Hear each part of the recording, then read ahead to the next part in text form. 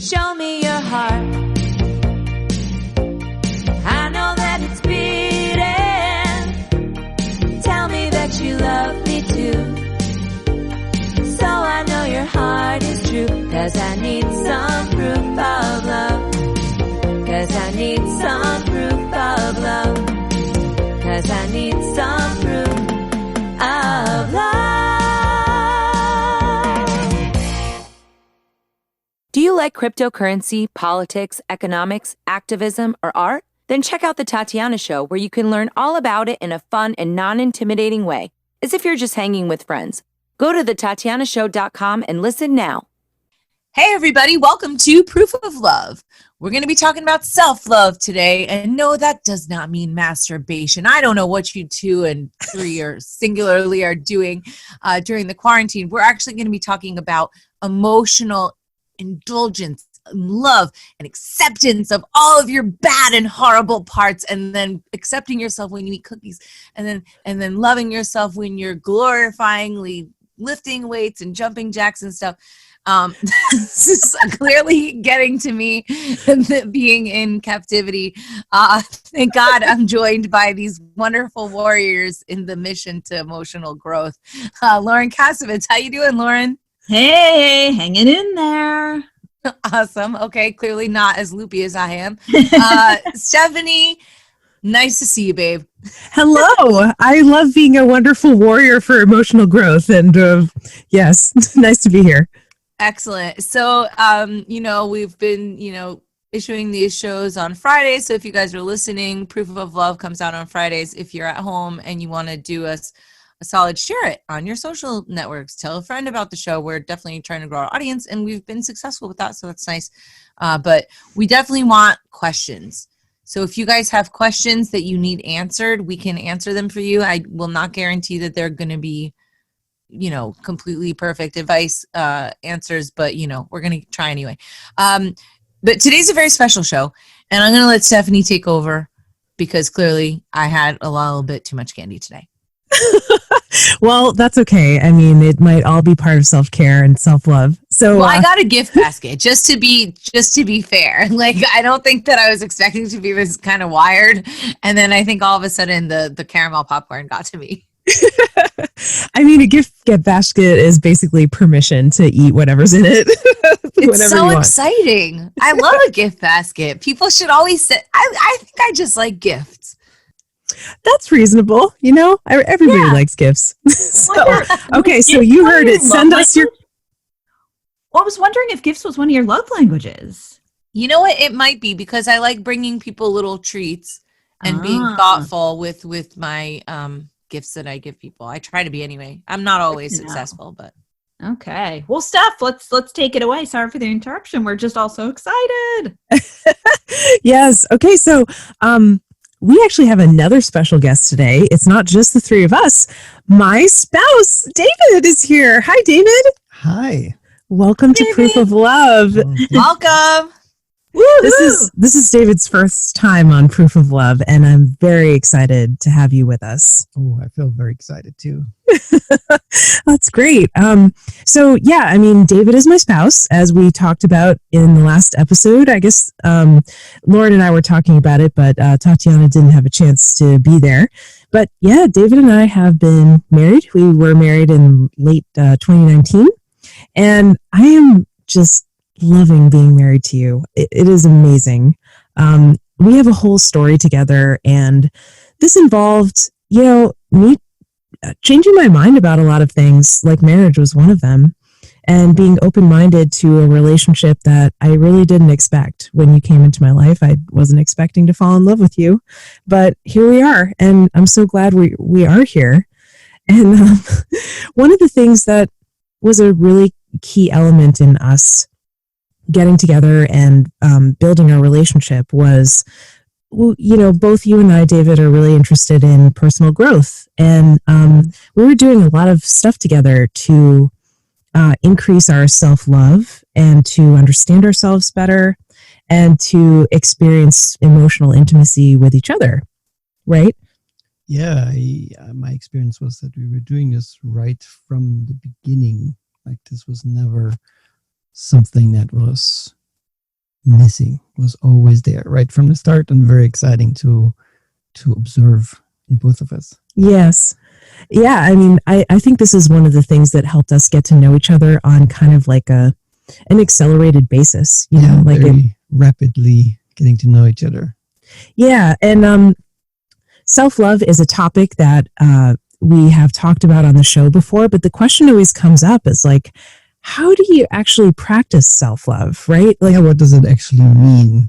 yes, a lot of people talk about it, but they don't really explicate on what are the details of this. Yeah. So I thought that we could have you on the show to talk about what does self-love actually mean and how do you do it? Does that sound good to you, ladies? Yeah, that sounds great. I'm ready for some self-love. Excellent. So I don't know, David, let's just start talking about it. What is self-love? Wait. Yeah. Can we, are you sure you don't want to tell the story of your like first love something or no? I mean, we could dive right in, but I'm just saying, I think the audience wants a little tidbit. So I think a romantic story of some kind would be Yeah, that sounds like a good idea to go through our story and how we were practicing self-love as we got to know each other, how important that was. Okay, good. Yeah, I want sure. story time. I don't want to just be educated. I want to get a little bit of romance. Okay, so do you want to start with that, David? No, please start. I love to hear. Okay, so you're all going to put me on the spot.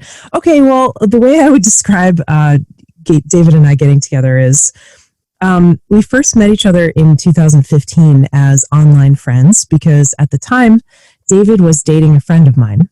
And also at that time, he was in Austria because he is from Austria, born in Vienna, right? Yes.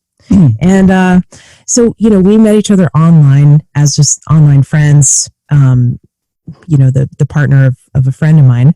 And we got to know each other. And right away, we just hit it off as good friends. Like I was describing it to other people and saying that I always felt this connection with you, like you were supposed to be like part of my family or something. And I would say I was listening to the podcasts that you did in the past, and I was secretly a fan of yours. Oh, really? That is really cool. So that was actually even before we got introduced to each other. So, Right. so we had like a couple of different connections going on there. Mhm. But at that time, of course, you know, we were just friends because you were in a relationship with someone else, and so was I. And David is a video game maker. He makes video games. Mhm. At the time, he was working on a project called Starship Corporation, which is available now on Steam, actually, if you want to check it out. You can play the video game that David designed and built. And he needed a voiceover for his video game tutorial. And so, of course, I'm a voice actor. And I was really happy to be part of the project. And I did these tutorials for you. But over the next few years, like, you know, some stuff was happening in my life. You know, I was dealing with the sickness of a very much loved family member, and some other stuff came up. And we kind of like lost touch, but we were sort of communicating about updating this tutorial over the next couple of years, I would say. Yes. Then in 2018, David made a video and put it on YouTube, and somehow I saw it. I was subscribed to your YouTube channel, or I saw you posted on social media or something. And at that point, we hadn't really like been in active contact too much, except discussing updating the game tutorial. Mm-hmm. And so I didn't really know like that much about what was going on in your life, or also your partner at the time when we had originally met. I had lost touch with her as well. And so I saw this video that you made, and I was just blown away. And the video was about what you had been learning on this kind of like spiritual path that you had been on. Was it about subpersonalities? Yes. Yeah. Mm-hmm. Yeah, and you can find that video if you want to by going to David's YouTube channel, which is called Partly Aware. And Partly Aware is a pun, right? Because it's like we're going through life and we're only partly aware of all the stuff that we could potentially be aware of. But we are also, the channel is about being aware of the different parts of yourself. So it's partly aware. Yes. Very I like clever. Thank you. Thank you. And so he posted this video on the channel, and the video was about basically the concept of subpersonalities, which means that we all have kind of different parts of ourselves that can sometimes hold conflicting ideas or beliefs. And some of them are like they have roles, which is protecting us from pain or boredom or other unpleasant stuff. Some of them are kind of like managing different aspects of our lives, helping us function. And some of them are kind of like stuck in the past, hurt inner children. And so if we use this way of thinking about our minds and our psyches as kind of a model to understand ourselves better, we can explain a lot of stuff that would normally be confusing. Like, for example, how is it that so many people can seem to hold two conflicting ideas at once, right? If you've ever felt torn, if you've ever felt like kind of you're of two minds about something, well, that can be explained because you can kind of, it's like different parts of you have a different opinion about this issue. Or what about people who seem to act kind of differently in different situations? Sometimes they seem like maybe they're even regressing into childhood when something hurtful happens to them. They get this face or they make a body language that almost seems like a hurt little kid. Yeah, and they get especially activated in a very intense way in romantic relationships. And that's also where I learned the most about them, by seeing them come up in other people, but then also, of course, reflecting like, okay, well, how does this happen for me? And then getting to know myself and getting to love myself in this way. Yeah, and this is where it ties back into self-love.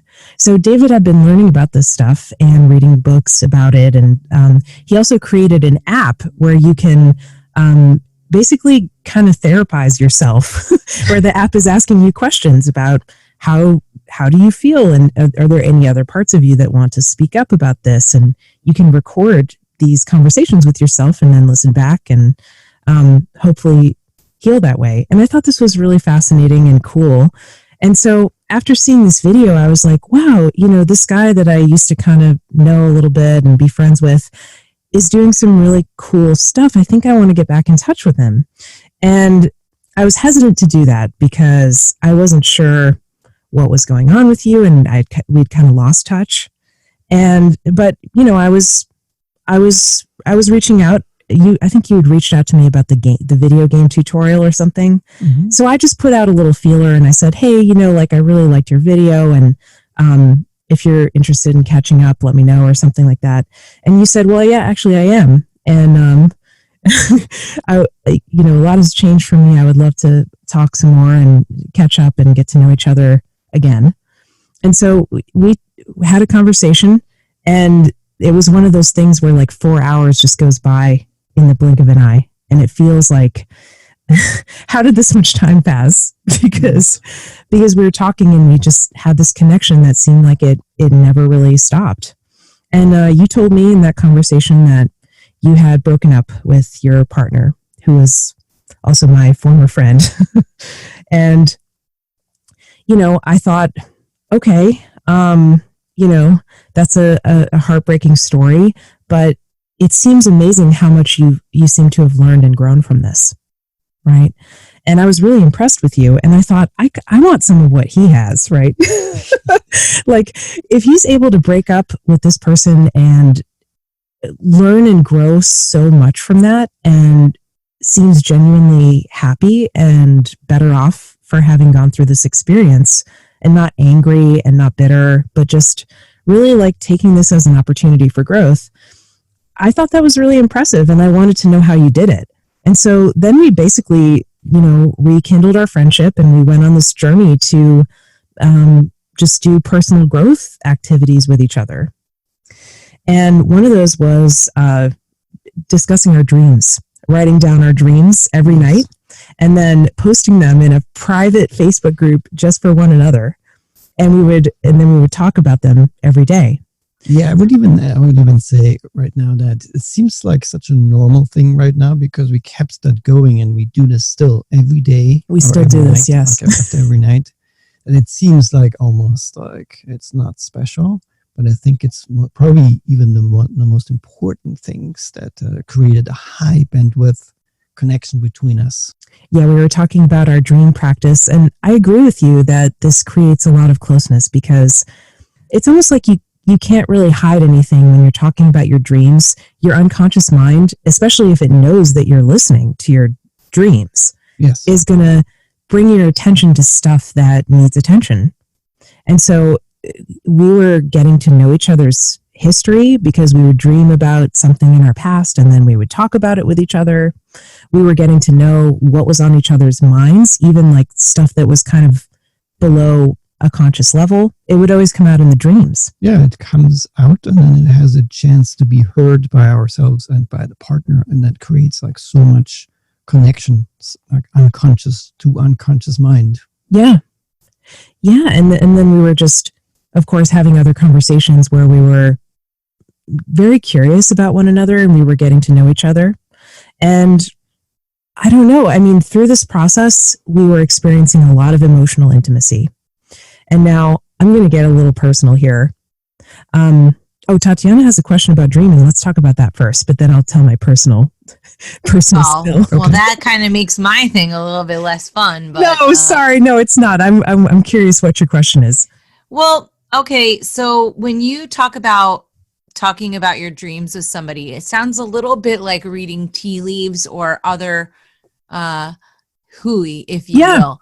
Yeah. So when people have, a dream analysis book, not everybody who dreams of a Milky Way is, thinking about going in the universe. I don't know. You know what I'm saying? Like, yes. Yeah, I do know what you're saying. And I share your skepticism about that kind of dream analysis or dream analysis in general.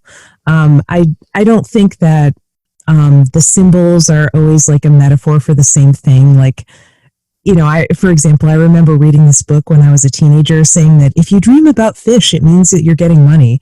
And I was like, what? How does that work? I'm going to try to dream about fish now so I get money. But me too.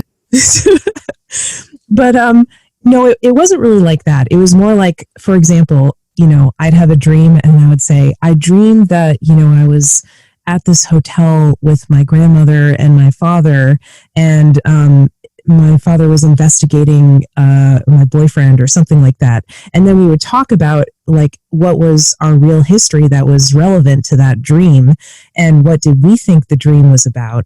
And it was always like, what does this dream mean? Oh, what do you think it means? Yeah, right? It's an open-ended exploration, and we're not looking up the symbols, what other people say it means. Exactly. And then it becomes just like a practice of curiosity about yourself and your partner. What could it mean?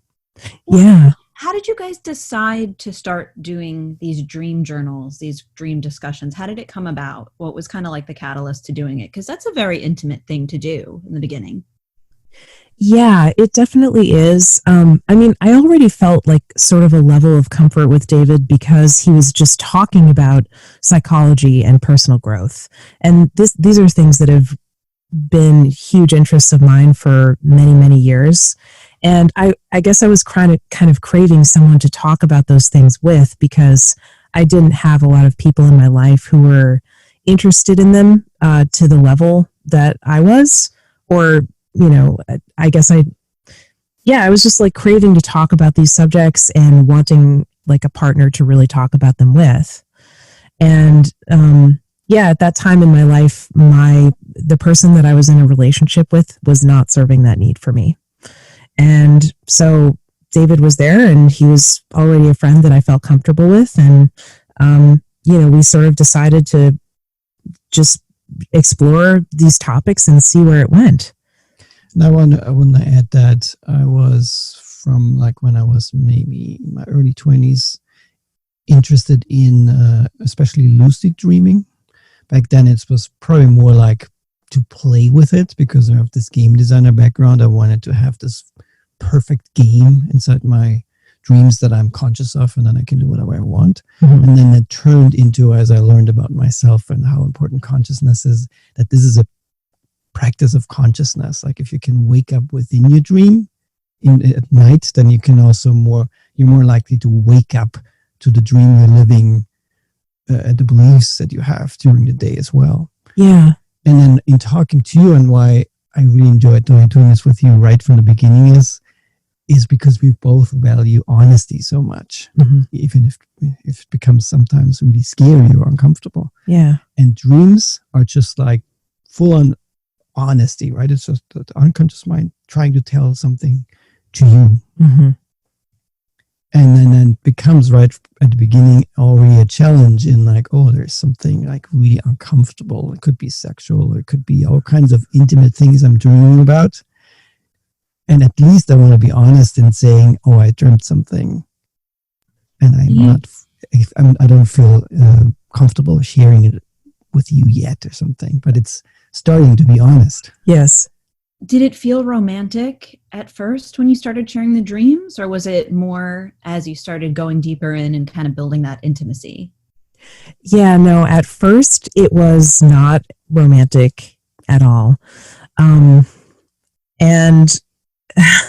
what happened was, like, what was going on for me at the time was I was in a relationship with someone else, and that relationship was not going well, and it hadn't been going well for a long time. And there was, looking back on it now with the perspective I have with my ex, there was just not like, we weren't able to talk about like issues that we had. And he, my ex was just not, I would say, was not willing to like go deep and actually do the work of trying to resolve these issues. And there were some problems with honesty and transparency on my ex's part that were really bothering me. And, we weren't able to talk about those or resolve them. And then through talking to David just as a friend, something in me started to open up, and I was realizing basically what's missing in my current relationship at that time. And so when it really became romantic for me was, well, actually, the thing that I was going to say before, which was like the personal, the thing that I said was kind of personal, was I was thinking maybe I'm a lesbian, because I was in a relationship with a very masculine person, a guy, before. That was my ex. And it felt always like there was something kind of missing, like I was craving companionship of women. And I wasn't sure if I would ever be happy with just one person or just a man. I was kind of thinking like, maybe I need to be around lots of women to kind of like compensate and balance this out. There's, too much masculinity in my life, or maybe I'm really a lesbian and I need to like look for a woman partner. I was really confused. All I knew was that I craved emotional intimacy, and I could only really experience that to a high level with women up to that point. And so I thought maybe that means I'm gay. And I was questioning. I wasn't sure. I wasn't sure what was going on. And I had sort of thought that if this relationship with my ex ever ended, that I would seek out a woman as my next partner. So your ex, you're saying, drove you just basically to consider being only a lesbian, but thankfully David brought you back from the darkness. So that guy, he seems like, I don't know, he didn't really do a very good job. That's pretty bad if you've been dating somebody and they want to become a lesbian. I'm just glad that you guys found your way to each other. Yeah, thank you. I mean, I do realize how bad that sounds, and also kind of how cliche, right? Like, I'm with this guy that's not treating me right, and then I think maybe I'm a lesbian, and I'll be honest, like, I still don't know what I am, my sexuality, and married. At this point, I'm David sexual. I'm in love with David, and I'm not interested in anyone else, and that's fine. Like, I don't need to define it any further. Like, I definitely consider myself queer, and I've been attracted to people of many different genders in the past, including men, women, and non-binary people.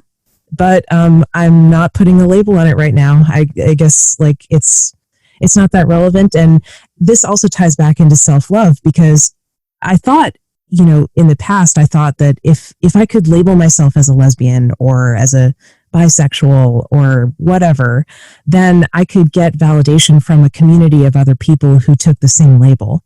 And that's one strategy of getting validation, but you can also give it to yourself. And that's one thing I realized through the work that I was doing on myself along with David, is that, yeah, I can give myself the acceptance and validation that I was looking for from those communities. And it's like just as good. And actually, it's most important. It's most important to give it to yourself. Well, that also ties into everything with self-love, right? I mean, it's like the ultimate gesture of self-love. It is, yeah. And that was something I was missing in the past. Like, and this showed up in certain relationships that I had. I did not have full self-acceptance around my queerness. And so it showed up because I was attracting people who also did not have full self-acceptance around their queerness. And that happened to me.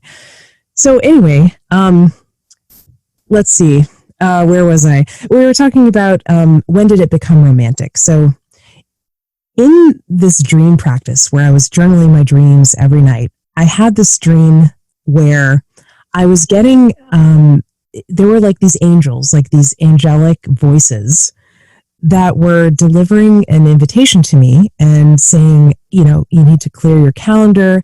This is really important. Like, can you come? Can you make it? And I was saying, okay, well, this sounds important. So, all right, I'll say yes. And they said, oh, good. This is great. And then they delivered me like a white dress. And I realized that it was an invitation to my own wedding. And I was really surprised by that because at that time, I didn't ever want to get married. I wasn't thinking about it at all as something that I wanted to do. I thought that I never would get married. And so having this dream was a real surprise to me. And then, later in the dream, I showed up on this pirate ship for my own wedding. And I told David about this dream, and he said, wow, I always thought if I got married again, because he had been married once previously and divorced, he said, I always thought if I got married again, it would be on a ship like that. And then we kind of looked at each other on this video chat and we were like, oh, wow. At least I was anyway. And that was when Wait. Time out. David, were you thinking that at the same time? Were you thinking the flames of love were igniting in your eyes? Yes. Okay. Definitely. Just want to make sure. Yeah, but you weren't doing anything about it because you knew I was still in this relationship with someone else. Yeah, and that, we can include our sub-personalities already, right? Because parts of me were falling in love. Other parts of me were saying, no, that's not a good idea. Or, I know that's not according to my values because she's in a relationship with someone else. I'm not doing that. And so I started to feel torn about this. Yeah, I think we were both feeling torn. I was feeling extremely torn because, this relationship that I was in with my ex was a long-term relationship. We had basically had the plan that we were going to just stay together forever, not to get married, but that we were going to be in a long-term partnership. But on the other hand, things weren't going well. We had issues that we were not able to resolve. I definitely noticed that my ex was also interested in someone else, and that was showing up in ways that were quite hurtful to me. And we weren't able to resolve issues surrounding that. And so I told my ex, hey, I'm starting to become attracted to David. I was honest about it. And even though that was a difficult conversation, I thought that was really important. And David also reached out to my ex, didn't you? Yes. And you said, yeah, David sent an email to him. I want to hear this. What did you say? I already know the story, but I like it. because I was on the other end of this in past relationships where I know what it's like if another person gets into a monogamous relationship and it's not fully talked about and it's kind of like kept a secret and things like this. I definitely didn't want to be the person that's sneakily stealing another woman.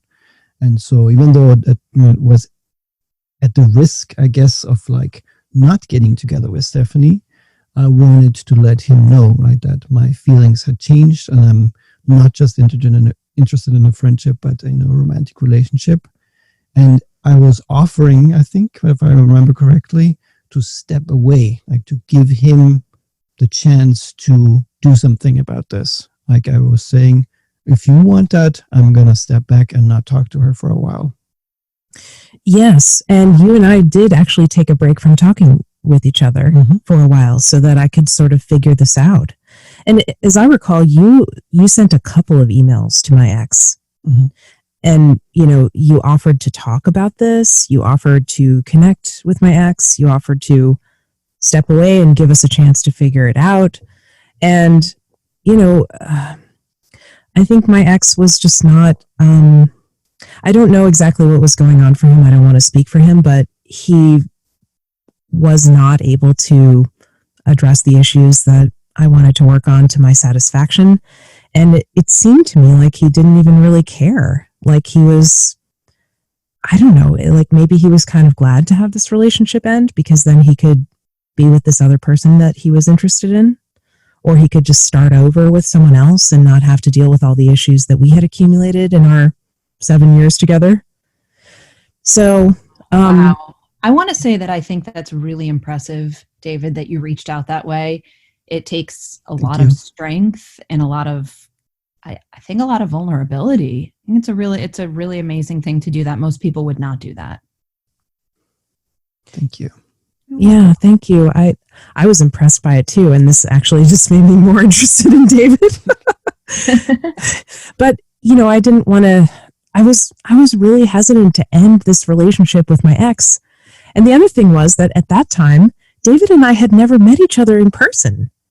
Yeah. Oh, wow. We didn't even know if we would have chemistry. This was a completely online falling in love that happened. And so this was like a big risk.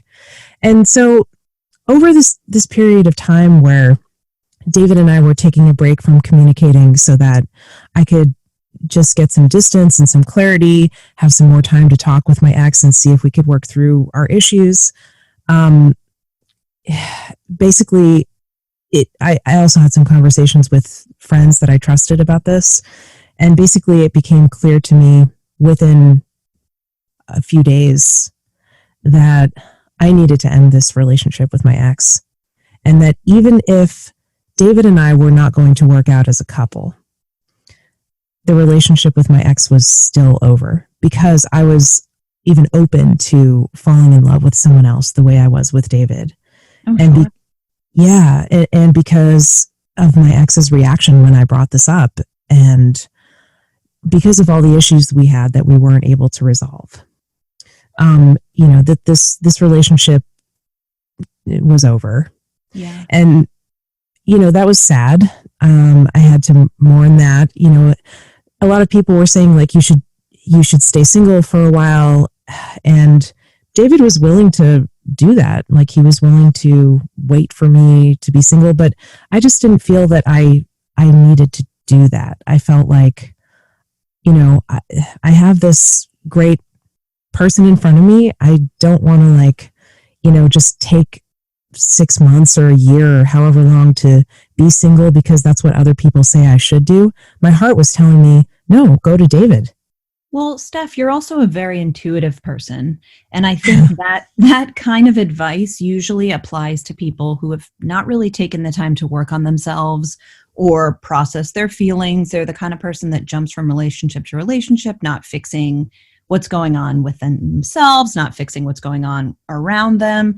I think you're pretty exempt from that kind of situation. Oh, thank you. Opinion. Yeah, I mean, you thought the fact that you guys went through all of this to even make this happen shows how deeply you were thinking about things and you weren't just running from one person to the next. So I think that waiting for 6 months, that more applies to people who really need that 6 months to figure out what it is they want. Yeah, I agree. I think that you're a little bit further along the path. I mean, you guys are reading relationship therapy books already, so I think you could break some of the rules. Thank you. Well, I appreciate that. And this was what my intuition was telling me, that this is okay to go for it, to start this relationship now. And also, like, I mean, we're kind of glossing over this, but like David and I spent a lot of time talking and hemming and hawing about whether we should get together in a romantic way, because not only did we have this thing where we had never met each other in person, we kind of just fell in love online and developed this emotional connection, kind of like the Love is Blind show that we talked about recently, Lauren, on the show. Yeah, no, there are some shades of it in a healthy way. Yeah, would you like to share that, like the exploration that we did with our parts about like concerns about getting together? Yeah, I mean, at least one of them. So yeah, I mean, we were thinking like, what could be our unconscious motivations for wanting to get together in a romantic relationship? What if this isn't really love? What if this is just, this feels really good for us to start a relationship because it would piss off people that have hurt us in the past, like David's ex, or like my grandmother, who I didn't have a good relationship with. And, you know, this side of the family was Jewish and David is Austrian. And, you know, this is a kind of like a legacy thing. You know, were there other unconscious motivations at play? You know, was I just trying to hurt my ex because my ex had hurt me? And so we talked about all of these things like really carefully and talked through them. And I was just waiting to see if we got these things out in the open that could be potential unconscious motivations for us to get together, would my attraction to David disappear? Because that's often what happens, right? If you have an unconscious reason that you're really not aware of that's driving you to get together with someone, like, for example, getting back at your ex or getting back at your parents or your family that have hurt you. If you have that going on, once you get it out in the open and acknowledge it, it kind of becomes less of an itch to scratch, right? It's like, okay, it's no longer driving you unconsciously when you bring it out into the light. But when we talked about these things and we were trying to rack our brains to think of every potential unconscious motivation for us to get together and talk about it, I noticed that I was still attracted to David more so than ever. It wasn't something that went away when we took away the fun of getting back at our exes or our families, you know?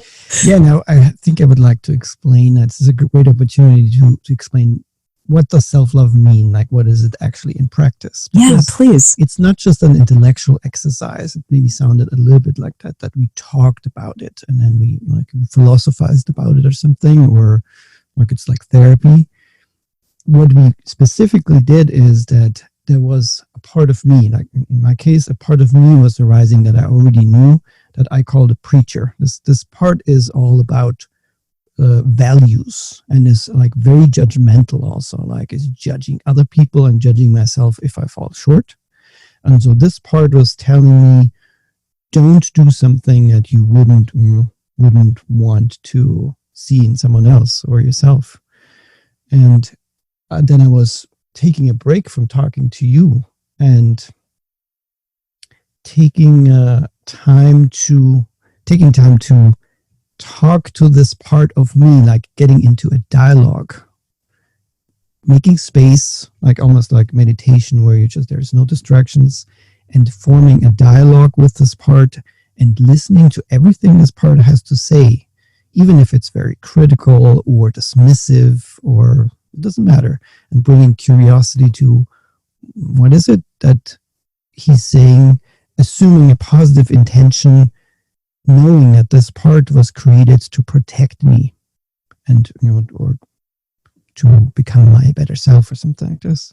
Yeah. And then that always, whenever I do this, leads to, if I follow this methodology of internal family systems practice, this part is then willing to kind of like step aside and relax a little bit from its protective role because it has been hurt, almost like a protective brother or a parent. Yes. And then behind this part, inside my mind, is the hurt inner child that it is protecting. And then if I can give love, like really feeling that this is a part of me and enjoying its presence. And it's hard to describe. It's like an emotional experience of holding this part, visualizing that I take this inner child as a part of me and I understand its suffering. Then it dissolves whatever the concerns were before. And that what's kind of magically is happening is that something is arising, that it's becoming a new kind of clarity about a situation, and you don't feel conflicted anymore. Yeah, you don't feel conflicted, confused, in the dark. It's like you just gain a sense of clarity and also a sense of peace and healing. Yes. Because these parts of you that really wanted to speak for so long are finally heard. And hurt inner children, parts of you that are kind of stuck in the past because they've been hurt at a previous time in your life, are able to become free. Mm-hmm. And they don't have to stay stuck in the past. They can know that there was nothing wrong with them. They are loved, and they can kind of like reintegrate into yourself. And they are trusted, that they are loved by yourself, that they actually have this experience of that you accepting them completely how they are by yourself. And then it becomes less of a pull to get that from someone else. Yes, that's often what shows up in love relationships, right? We want someone else. We seek that love that our hurt inner children want from a partner, when really we can give it to ourselves. And that's actually the only thing that really heals them. Yeah, and one of my concerns from these protective parts was love addiction, right? That I was, because I was single and I know how beautiful it feels to be in a relationship. Maybe I'm just attracted to you because I'm just feeling loved. It doesn't matter who, like, just give me love. Yeah. And parts of me were saying, oh, watch out. Other parts that they don't trust fall in love with this person. Watch out. And so I needed to talk to everyone. It's almost like talking to an entire village of people to make sure that not just one section of the village is falling in love, but everybody's on board. That is so healthy. I wish more people did that. That is, I mean, sorry to interrupt, but holy moly, David, like, I'm just curious how you got into this realm of just, I feel like it's so rare to have men that are so intuitive and in touch with their emotions. Was there a time that it just started for you? I guess it's quite a long process. I think one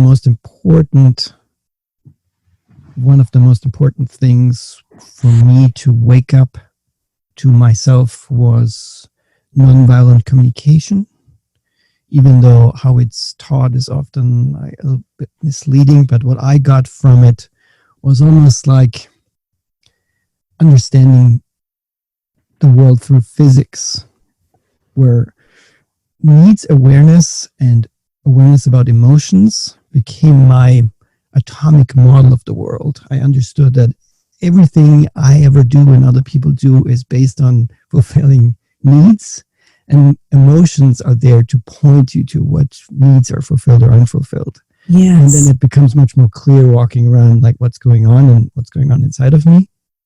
And then it was years of listening into myself, even what do I even feel, because I wasn't raised like that.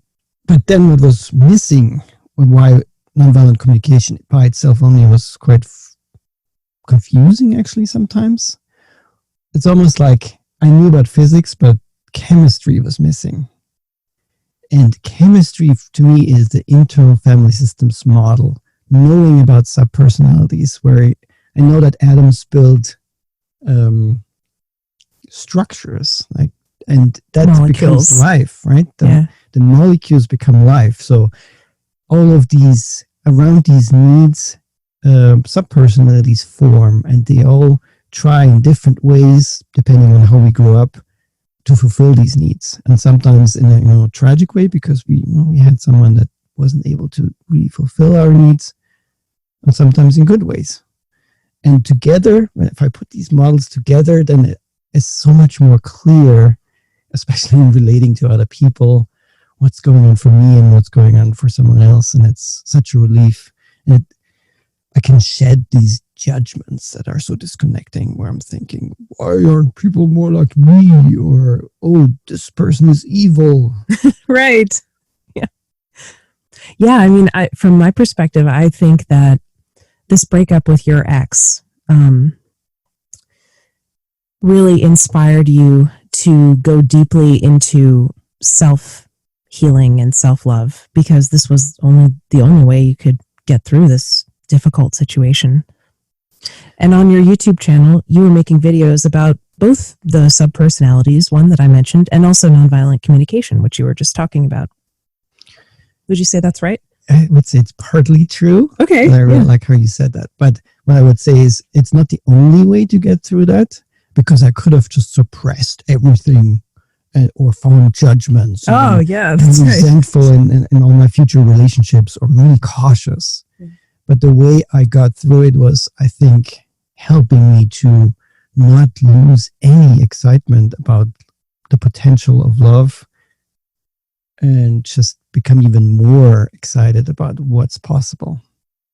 But that included many different sessions of self-love, like during the breakup, like trying to figure out what happened, because all of these parts were screaming at me.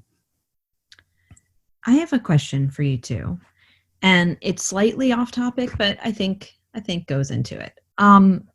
How have you found that your self-love practices are changing once you physically got together, once you moved in together, versus having everything mostly offline? How has that changed? Oh, that's a great question. So I think when we were online only, before we met each other physically, first of all, this was great. And I recommend this. I mean, do your relationships however is best for you, obviously, but I think that this is a totally valid way to start off a relationship. And it's cool that, if you're in an online relationship, you can't get distracted by the physical aspects. So even though we were developing a lot of, physical attraction to each other, just from seeing each other on the screen, we weren't distracted by having sex all the time. And so we were experiencing our intimacy on an emotional level. And so, yeah, we would do this like pretty much every day, where we would share our dreams. We would talk about our own subpersonalities, parts of ourselves. We would tell stories from our past, from our childhood that impacted us, and we would talk about it. We would ask each other questions, deep questions, to get to know each other better. And we were doing that in a structured way every day. Oh, we would also do eye-gazing exercises, where we would gaze into each other's eyes over the computer screen. We would meditate together. We would do yoga together sometimes on the computer. It was a great courtship phase, I would say, right? Yes, it was very like Jane Austen. I would say it was much more intentional at the beginning. And then when we got together and lived together, it became more like a spontaneous practice. Would you say that's true? Yes. Yeah, because, when we were doing all these video calls and stuff, it was actually kind of stressful for me at times, because it was like, when you're on a video call, I felt like I couldn't really do anything else. But now it's like we can talk as we're making dinner. We can talk as we're doing other stuff. We can do physical activities like exercise together, yoga. We can meditate together in the same room. We can touch each other. And so, yeah, we've started some additional practices like that involve actually touching, like synchronizing our breath, breathing, doing like tantric stuff. The most valuable, I think, practice that I think is built on top of our intentional start is whenever somebody is spontaneously triggered, and sometimes this happens, then we already have this basic, I got the sense, like for me, I have this basic trust that you are able to hear me, and trust that, I have positive intention however I show up. Yeah, that's okay. So we should back up and say, what does it mean? What do you mean when you say someone's getting triggered? Yeah, what does it This mean? is not like a trigger warning, right? What does that mean? To me, it means intense emotions, and specifically about subpersonalities, that a part of me what could be called blended. What it actually means is that it becomes my identity. I think I kind of forget that I'm multiple people. This one part of me is almost like possessing me, and then all the thoughts and all the emotions are just controlled by this one sub-personality, and usually it's intense emotions like depression or anger or sadness. Mm-hmm. Yeah, it could be like a rebellious teenager who takes the driver's seat. It could be a wounded, hurt child that's crying and hunching over. It could be a very angry lion or something. And you become blended with this part of yourself, and the part is like in the driver's seat temporarily when you become stimulated by something that is quote unquote triggering you. And that also means that how I look at the world while this is happening changes. My whole perception of the world changes. Like, for example, with depression, right? When I get depressed, and everything is just meaningless and doesn't make any sense and hopeless. And that is reality. But knowing that I have this part, and also that you know about that I have this part, helps then to not take it too seriously, but also give it, approach it with compassion. Yeah. I would say that when we were communicating online, we had to rely a lot more on our words and descriptions of how we were feeling, what was going on in our bodies, stuff like that. Mm-hmm. But now that we're together in person, we have that information. We can see if the other one is sweating or breathing heavily or making a body posture in a way that we couldn't see it through the computer screen. Yes. You know, we have more information coming from body language and nonverbal communication. We are able to comfort each other through touch. Like, you know, if we're having a difficult conversation or something, we can hold hands. And so that there's that reassurance that this is okay. You know, we're still committed to each other. We're, you know, still in this together on the same team. Yeah. And the physical touch is like reminding us of that. Yeah, that's huge. That's huge. Yeah, I really like that technique. Like if you're having an argument or a difficult conversation, sometimes just like touching hands can really help. Like if you're up for being touched in that moment. You have to trust that you don't lose connection. The other person isn't the enemy all of a sudden. Yeah. I agree. I think it's phenomenal. Christian and I do that, and it's kind of subconscious, but if we're having an argument, we do just end up kind of holding hands, and it reminds you that you're in it together. Yes. Your team. Yeah. So we do still do our dream practice, as we mentioned before. We do this every day, but now it's more like we roll out of bed. We snuggle first when we wake up. Every morning starts out with lots of snuggling.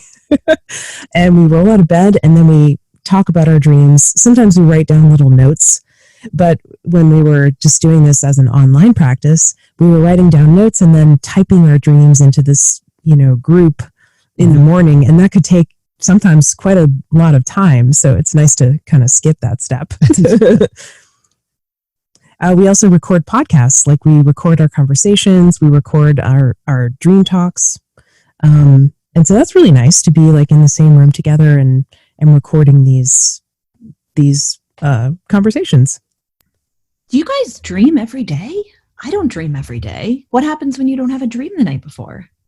There's sometimes when we don't remember any dreams, but we're always dreaming, even if we don't remember it. And some of the things that I've noticed help me remember my dreams more are, well, one, going to bed early and getting enough sleep. Yes. Like if the bedtime is off, or if I'm sleep deprived, I remember a lot less about my dreams.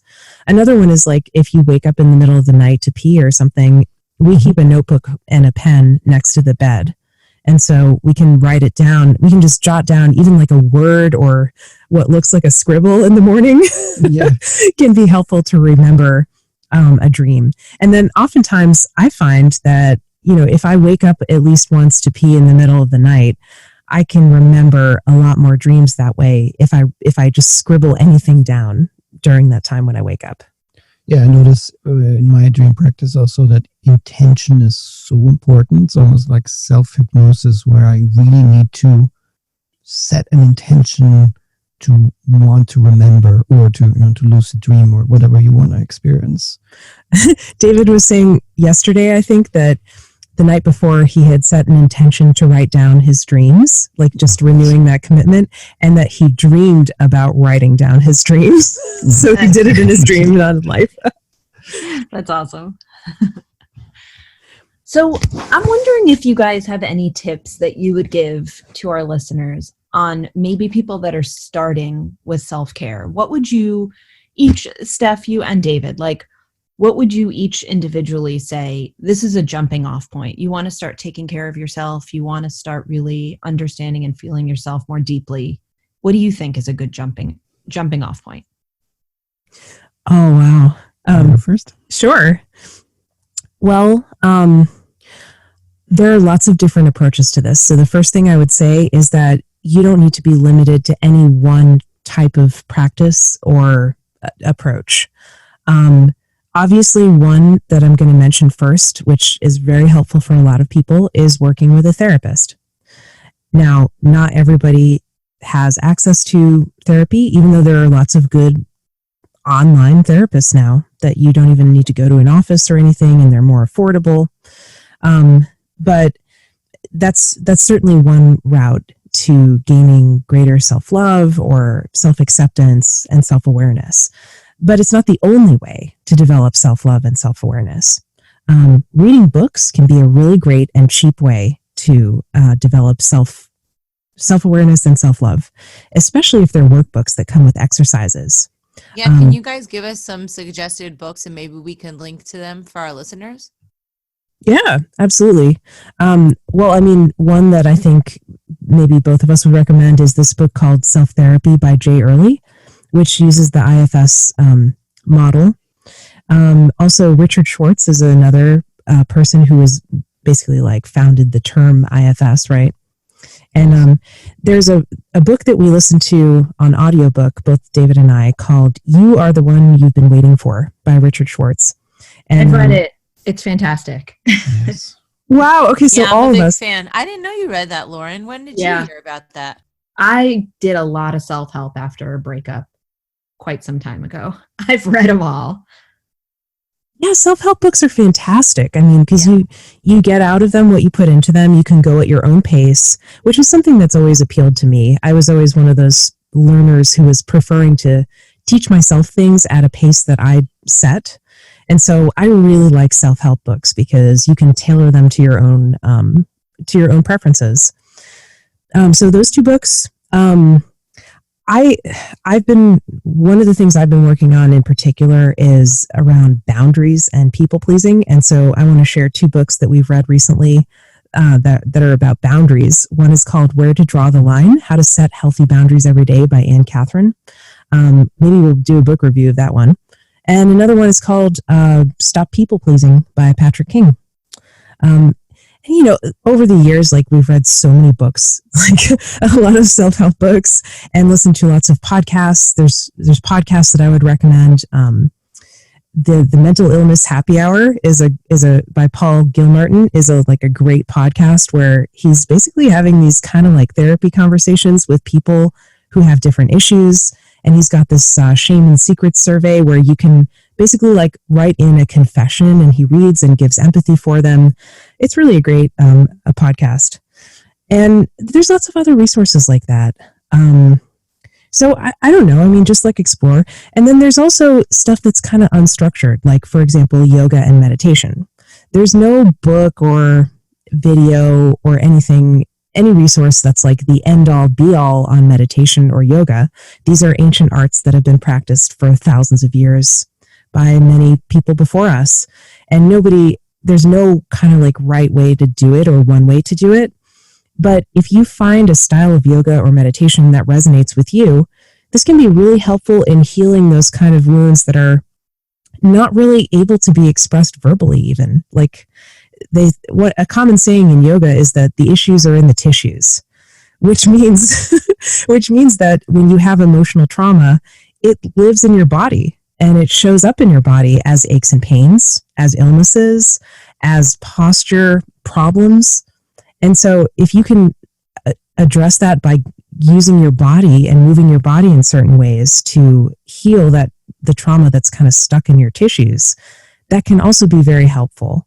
And especially for things that are, like they say, pre-verbal, like before you could talk, you had emotional hurt, and that winds up in your body, and there's not really a good way for it to be expressed because you couldn't talk at the time. And so how can you express it?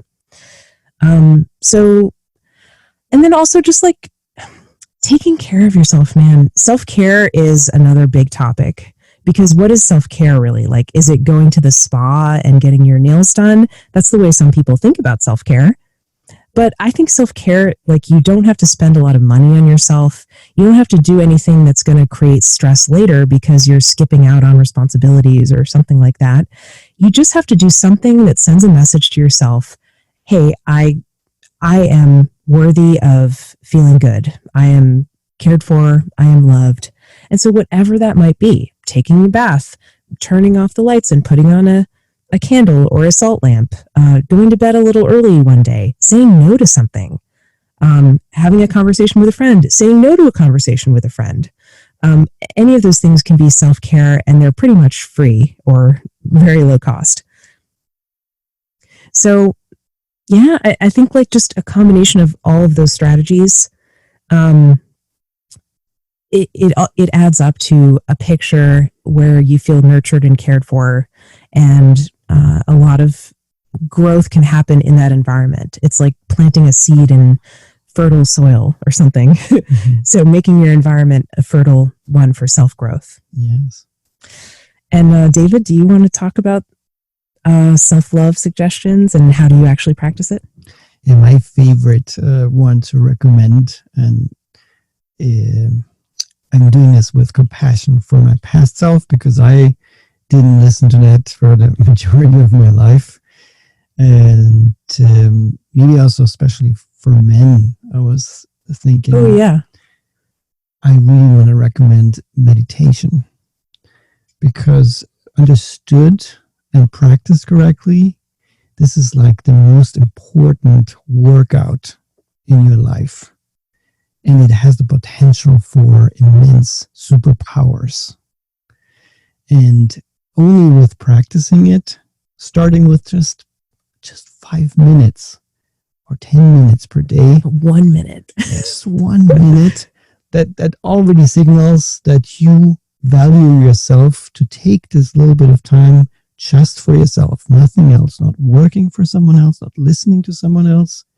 It's just you with yourself. That sends a signal.